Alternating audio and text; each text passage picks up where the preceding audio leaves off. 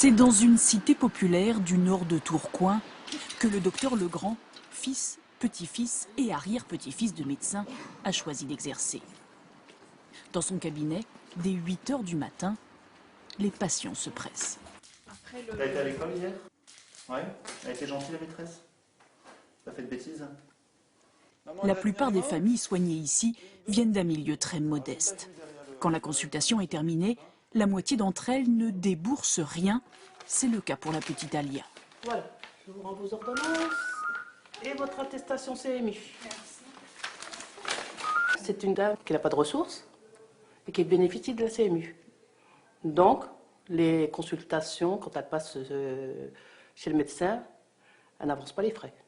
Asseyez-vous. Madame Faucambert n'avance rien non plus.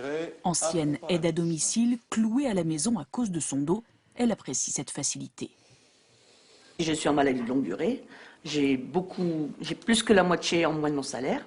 C'est pas évident pour vivre. Et je trouve ça, pour moi, c'est impeccable. Seules certaines catégories de patients peuvent bénéficier aujourd'hui de ce tiers payant intégral.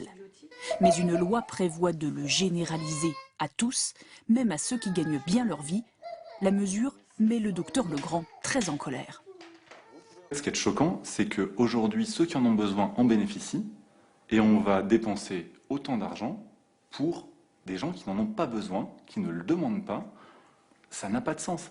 Car la mesure risque de coûter très cher au cabinet. La secrétaire passe déjà une vingtaine d'heures chaque semaine à vérifier que l'assurance maladie a bien remboursé ses visites sociales. Demain, il faudra faire beaucoup plus.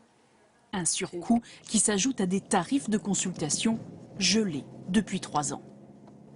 D'une génération à une autre, on voit que le niveau de vie a très nettement baissé. Et aujourd'hui, c'est vrai que pour avoir le même niveau de vie que mon propre père, je suis obligé de travailler nettement plus en termes de volume horaire et en termes de rapidité des consultations à exécuter.